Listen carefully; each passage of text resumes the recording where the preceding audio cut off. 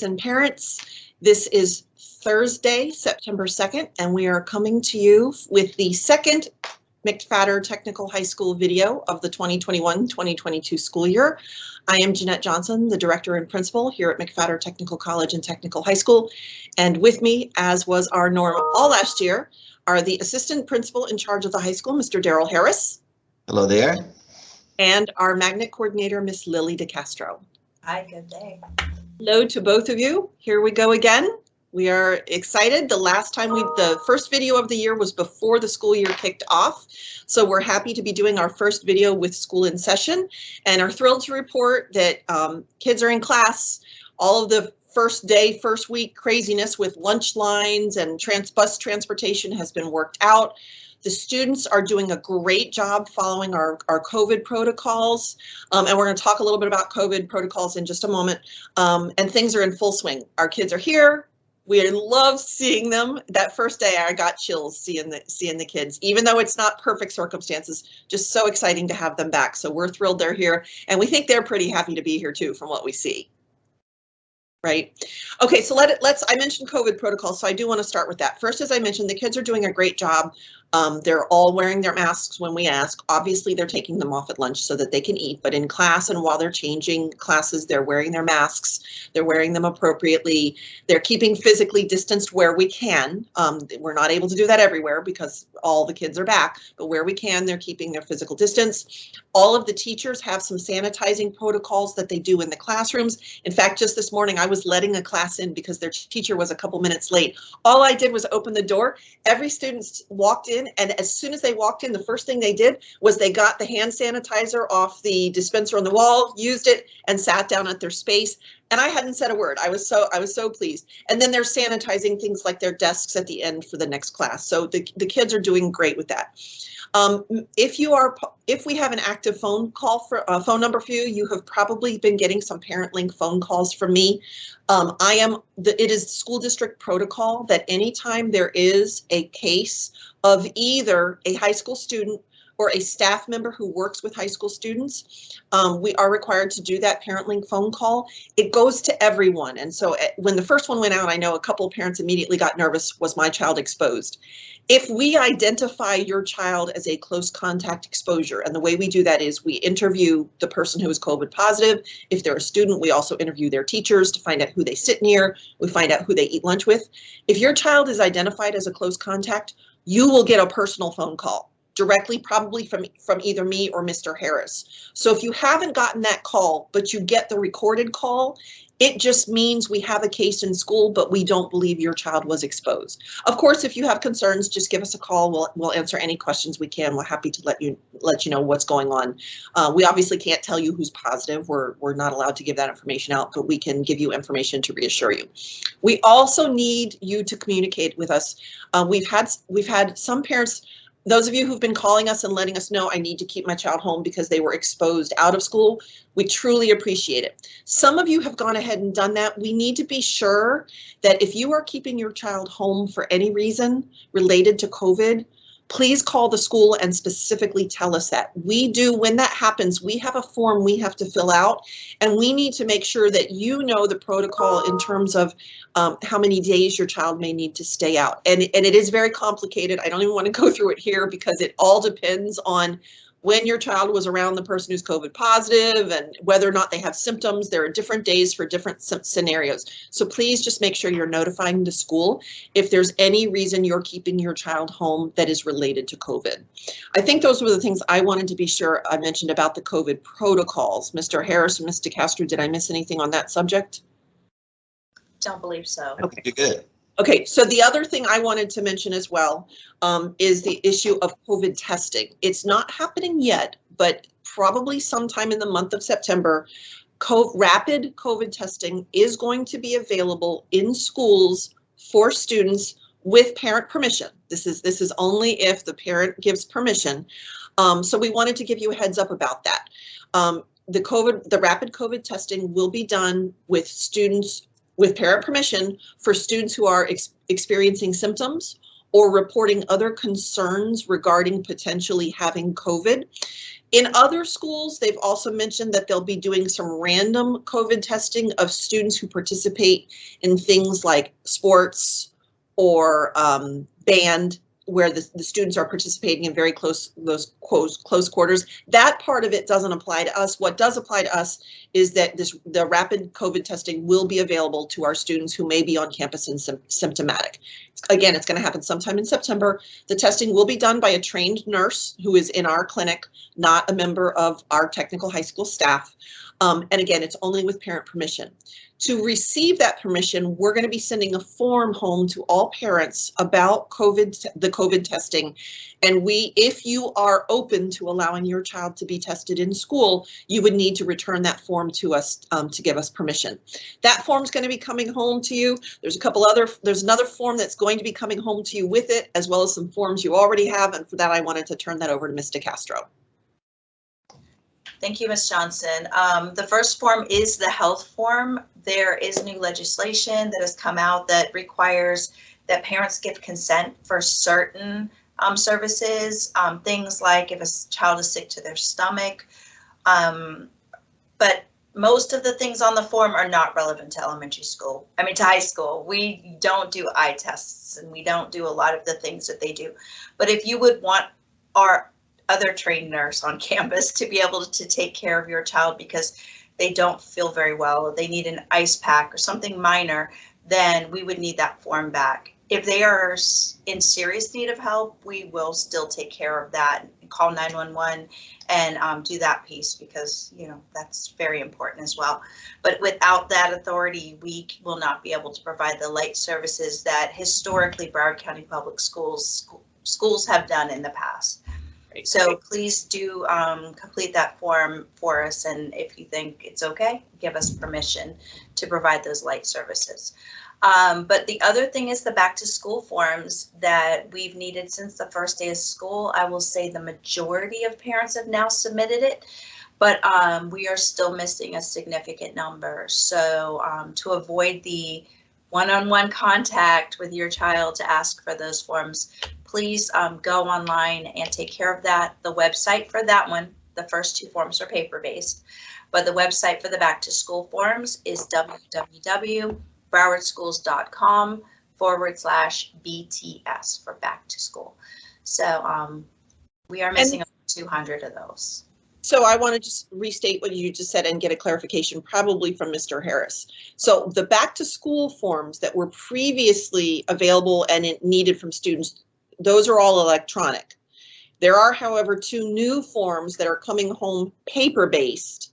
One is the permission form for COVID testing, and the other is the permission form for the light health services that you just mentioned. And again, if somebody's in critical danger, we're calling 911 no matter what to get them to make sure they're okay for the light form. So those two are coming home hard copy, and I believe there's going to be a cover letter explaining that. And then, Mr. Harris, I don't know when we're expecting that those will go home. I know you said they were being printed, so I don't know if you have an estimated day where they'll go home. So it'll probably be Wednesday. Next Wednesday. Yes. Okay. So parents, don't look for those two forms yet, and don't look for them online. Those will be coming home to you.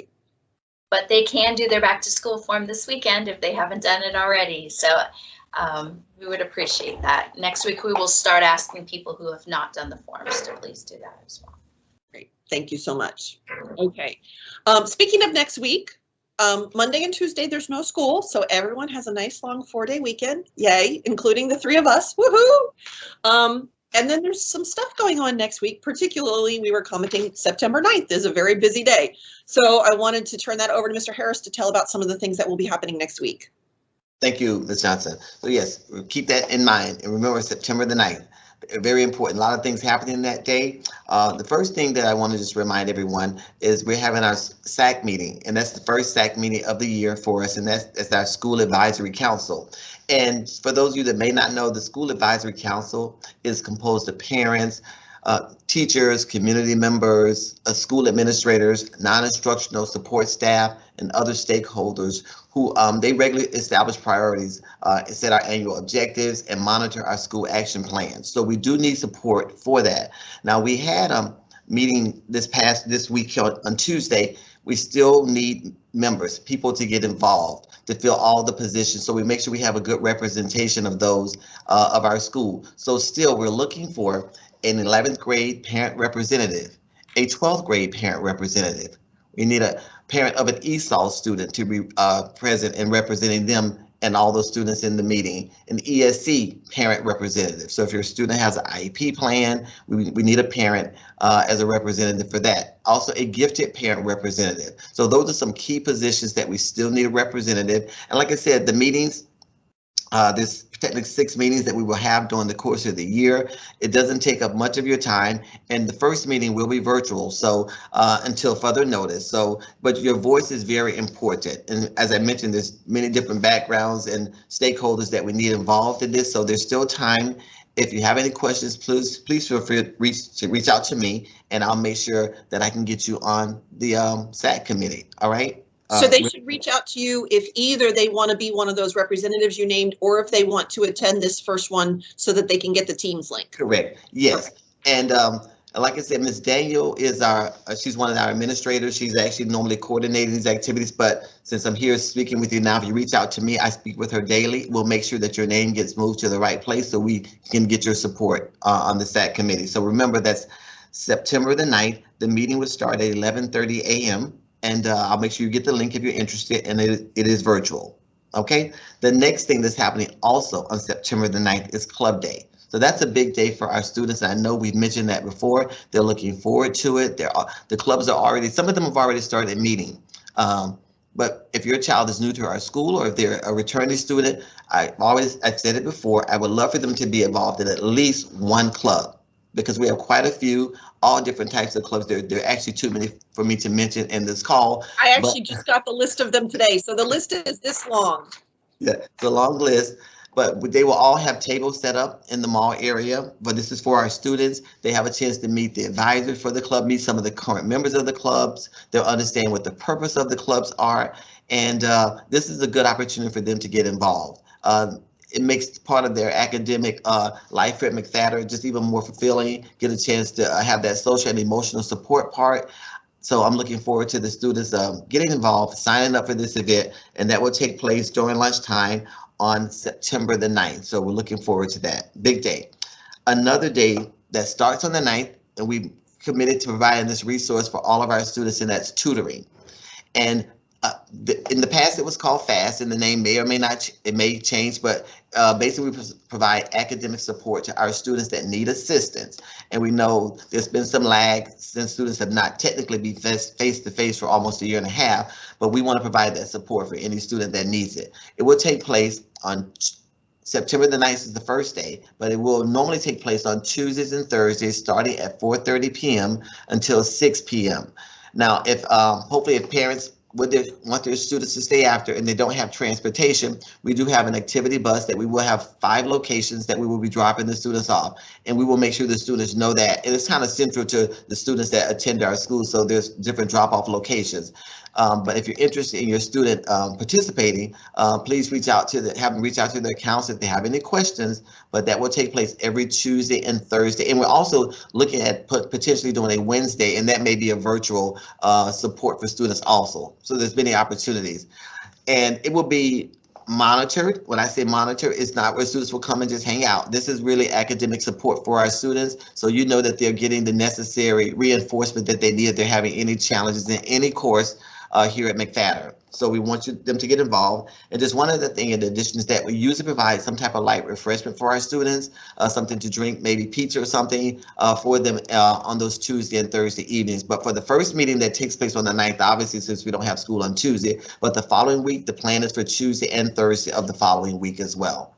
Let me ask a couple of clarifying questions. Who provides the tutoring? Teachers, our support teachers. We also on occasion have students that are part of National Honor Society that may provide, usually they're seniors or juniors that provide also support for students, but they will have teachers that they already know, most of them that they see who understand, and in many cases understand what their challenges may be already in their English class or their math class or their biology class. So, and if it's a non-academic course, we will additionally provide support and a place for them to study, to get work done, to ask questions, anything that they may have. So we're going to have regular teachers for the most part providing that support. And one of the reasons I asked that clarifying question is this is different from and in addition to the district tutoring service called Ask Bria, which still goes on. Yes. The difference is Ask Bria is facilitated by Broward County teachers who don't work here. It still remains available to students both during the school day and after school hours. This is an additional support we provide for our students, and as Mr. Harris just clarified, directly by our teachers who are teaching these content areas, as well as some of our MTHS students who've been through these classes. The other thing I wanted to mention, you talked about the pizza. In past years, when we've done this, and don't get me wrong, we love that our students want to be here. They love, but we started getting a lot of students who were not staying around for tutoring. They were staying around to hang out with their friends and get some pizza. Because of COVID, we only want the people who are staying to be people who really need the tutoring services. If we are overcrowded with people who aren't there for tutoring, we're not going to be able to accommodate because we're going to be maintaining the distancing. So we do need to ask, although we love that you want to be here at school, if you're not seeking the tutoring services, please don't stay for this function. Okay. Wait, Or providing the tutoring services, because if they are providing the service under the formal process, that's fine too. And there'll be like I said, there'll be teachers, also a support staff that will be here to monitor the students to make sure they're safe. And if there's any issue that we have with the student, you will get a call from me. So 4:36 to 6, starting every Tuesday, Thursday, starting Thursday, September 9th. Okay. If they want details about where those 5 drop-off locations are for the buses, with whom should they speak? Okay, they can also speak with their counselor, because I will make sure the counselors know all of the locations. Great, thank you. Okay. You're welcome. I wanted to mention briefly also our parking process, our parking lot process for our parents in the parent pickup line. Those of you who've been driving your kids who were here in past years, you may have noticed we have more cars, more parents than we ever had before. The first day we were floored. The line was backed up out onto Nova Drive, causing a traffic hazard. And we think that's because we think we have more parents driving this year because of COVID, perhaps not wanting their children to take the bus. So we appreciate everyone. Our parents have been great. They've been so patient with us. Our campus was not originally built as a high school. It was built as a technical college. So it wasn't designed with the traditional parent line. So we had to make some tweaks to how we were doing this to accommodate the number of parents that come in. So we appreciate your patience as we've been working to sort out the logistics of that line. Our campus school resource officer has been awesome. He has now got it so that on exiting, there is a dedicated line on Nova Drive just for our parents, so you don't have to stop for oncoming traffic. That's facilitating things greatly. So we do appreciate it. 2 things I wanted to mention, 2 requests, because I'm out there a lot and I'm doing this to cars. And that's because I can't see into your car to see if you have your child. This means, yes, you have your child so that I can point you to the proper exit. This means you don't have your child yet so I can have you pull over. So number 1, because many parents have gotten it and some are still looking at me like, what's she doing? So if you see somebody doing this, it means we need to know, do you have your child and you're ready to exit or not? The other thing is some of our parents who are picking up are coming in and rather than getting in the line, they're pulling into the parking lot and pulling into a space. We're fine with that. It actually helps facilitate keeping our line from getting too long. But we do want to be sure that if you do that, when you go to exit, we want you to drive back out the way you came into the lane. So you're going to drive west instead of driving into the line of parents, because we're trying to keep that line moving. Again, it's everything we're doing in terms of where we direct you to exit, where we have you go to park, whatever. It's all designed 2 things: to get cars onto and off of Nova Drive as safely, and 2, to get students loaded up safely and cars moving. So we just ask that you follow those couple of procedures. But again, thank you to everyone who's been so patient with us as we worked out something we never had to do before. Mr. Harris, Ms. DeCastro, I know you both have been out there virtually every day as well. I don't know if you wanted to make any observations or reminders regarding the parking line. I think you did a great job highlighting key points. Yes. Okay. Okay. And yeah, I've been getting tan lines on my feet. I mean, I try to stay out of the sun, but my feet it's unavoidable. So, and I was just telling both of you before this call, this is the first day I've dressed remotely professionally because we were sweating so much out there. But we're having a good time, and it is great to get to see the families. I think that was all we wanted to talk about. Did we have anything we missed? I just want to just say to the parents that are listening, and if your children are listening also, thank you, thank you, thank you. And I say that because of the support.